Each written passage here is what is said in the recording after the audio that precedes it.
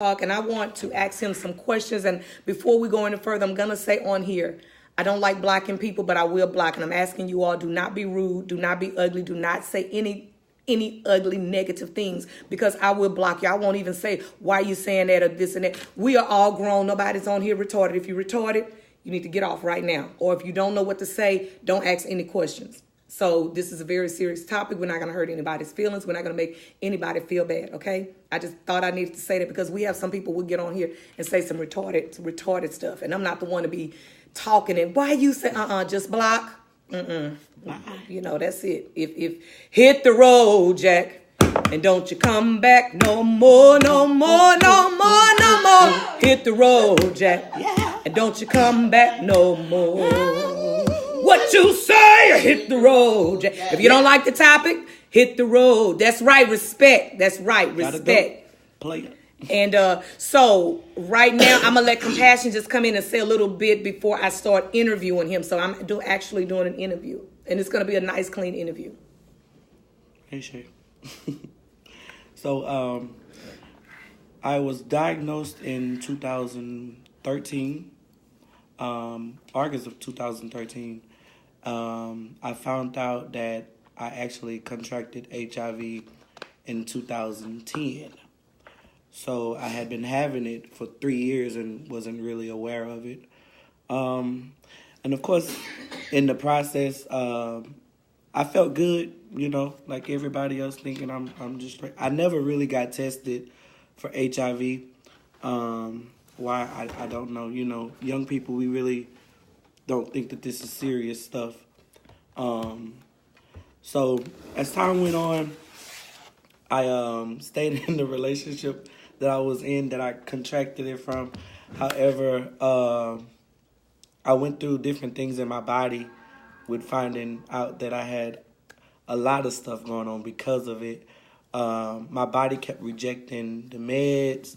I went through 7 different cocktails before something finally worked for me. In 2017, I was finally told that I was undetective, but it was a trying, 3-4 years? 3-4 years for me. But I'm grateful for it. I think there's a songwriter that says that certain things that we go through is necessary. And I found out that the things that I went through were actually necessary for me to go through. Because now I can stand and tell you that you can make it, you know, those that are fighting with it. So, yeah. Okay, so what we're going to do is tell me a little bit about your journey. I know you just got through telling them some things, but tell them a little bit about your journey, how you felt when you found out about it, your thoughts about it, how you felt people was going to take you or reject you once they found out that you had it, or once you let them know that you had it.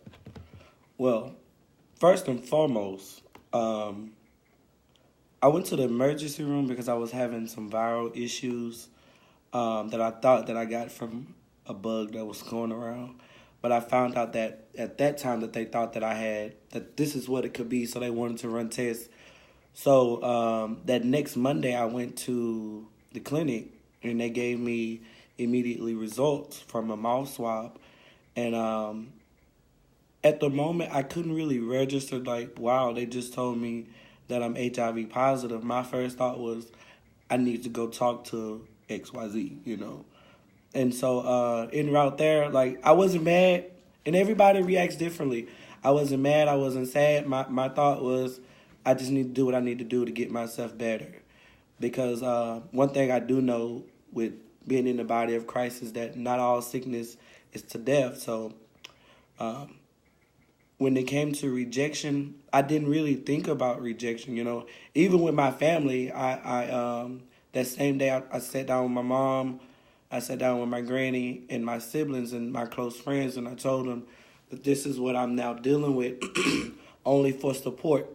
I didn't want to know how they felt because I didn't know how I was going to be feeling, you know, with it, I guess later today in time to come.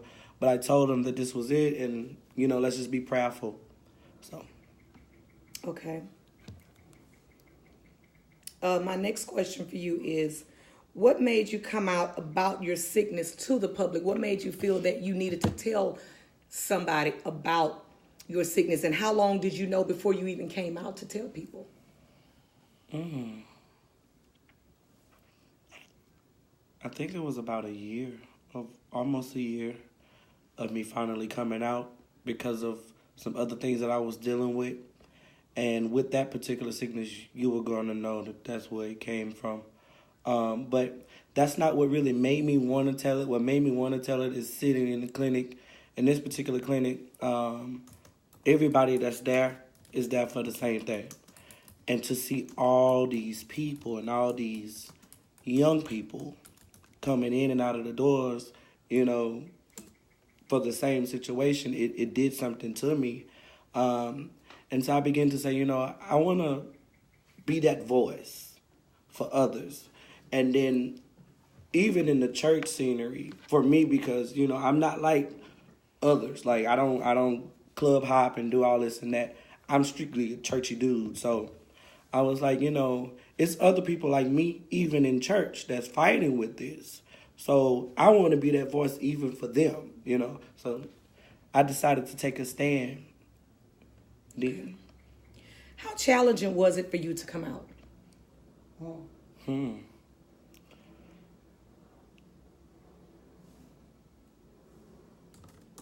At first, it was an easy process.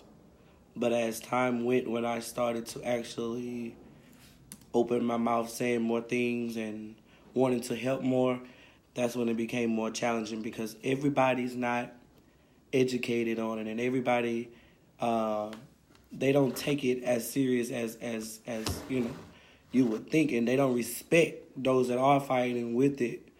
I've had some people to joke about it. I've had some people criticize me about it. Some people call me foolish and, bash me because I decided to come out with it. But, yeah.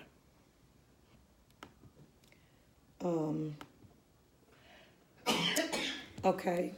My next question is, how affected was your ministry in coming out with your sickness? How did it affect your ministry, or did it even affect your ministry? Or did your ministry grow from it because you took a stand and you were very honest about it? My ministry actually grew. It grew tremendously. Even still to this day, it has grown. That's all I can say. It's grown. As spoken earlier, I had some people to say some things, and they would think that they probably would stop me, but it's actually pushed me more.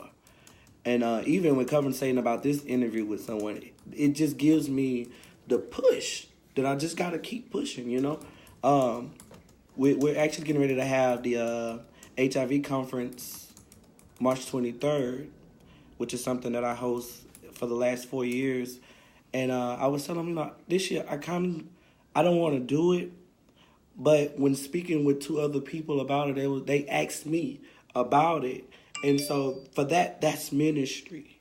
They looking forward to these kind of events because they need to know, hey, I'm dealing with this just like you. I can make it. You're making it. Look at you. I need to know what you're doing that I can do to keep going. That's ministry.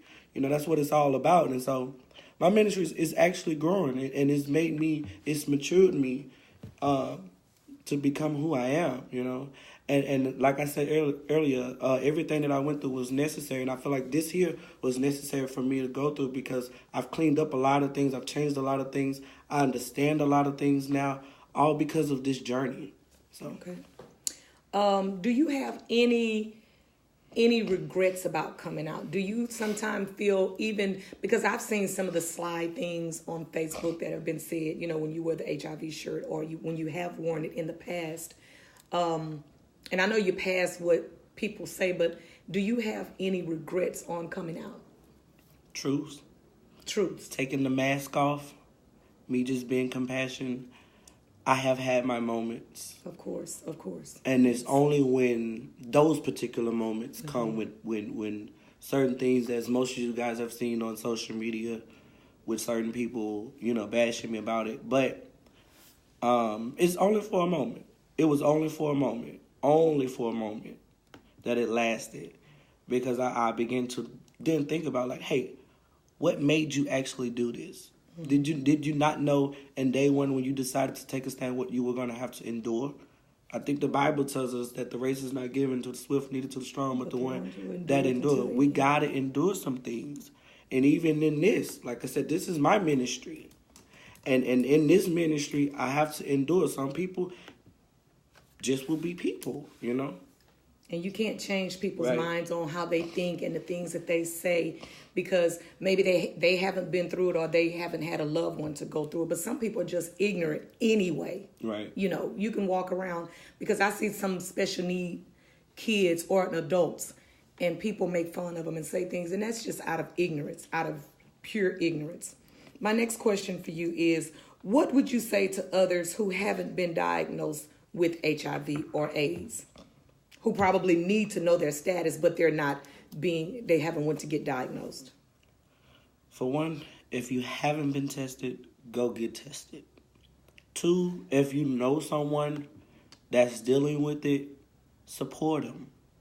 Be there. Be more than just an ear trying to get tea on what actually happened to get them there. Be that prayer partner. Be that comforter. You know, that there are times that they need somebody just to say, hey, it's going to be all right. You know, check on them. You know, even in my journey, when doing treatments and things like that, I had people to call me with their issues. And I'm like, well, when you going to ask me how I'm doing? You know? Mm-hmm. Like, what about me? Like, support them. Just hold them up. Like, that's what they need because, no, you can't do anything physically to help change the situation, but being there emotionally and spiritually, that's all that matters, you know? So, okay. support goes a long way. It sure does. Because I've been saying this so much lately, and you might not agree with it, but it could be me today, it could be you tomorrow. That's so, right. You know, HIV have no gender, it has no color, no specifics. Like, it can be anybody. No sexuality. You know, and that's another thing. I know it's not in our questions, but it's not just gay people that's getting HIV. Right. It used to be at one point, everybody thought you had to be gay in order to get AIDS. When somebody said, or HIV, when somebody said they were HIV, the first thing they say, oh, they must be. No, absolutely not. Right. You have teenagers getting it now. You have couples who are getting it. You have people who are doing drugs or who have done drugs way in the past who gets it. So it's not that, you know. And like I said, Pastor Kay is here, and she's very well educated on this, and I'm gonna bring her up in a few seconds. My next question to you, Compassion, is what would you say to those who are positive and living in the same journey, those who know that they have it, living with the same journey, but they probably don't want to come out or anything like that? What would you say to them? For one, keep pushing. Whatever you do, keep pushing. Whether you have 2 people standing with you, whether you have nobody, whether you have a whole army standing with you, supporting you, just keep pushing. I understand and I know that at times it gets rough, it gets hard, it's a scary situation, but this is that moment, this is that time when we have to trust God. How in the world can I trust God when I got a sickness going on in my body? Absolutely. I understand that, but that's when you need to sit down, tune everything out, tune everybody out, open your Bible, get a prayer life with God. You ain't got to talk in tongues, you ain't got to roll over and all that. I talk to God just like he, my homeboy. Amen. Like, ... Talk to God, because I feel like sometimes in situations like this, God sends us through that so we can get a better relationship with him. For me, I've been in church all my life. I'm 25 now. I've been in church all my life. I've never known to pray until I got in these shoes. You know, I've never known to call on Jesus for real until I got in these shoes. I've sung, I've played and encouraged everybody. Even sung He's Able. But until I got into these shoes, now I understand that God is really an able God. God can keep you.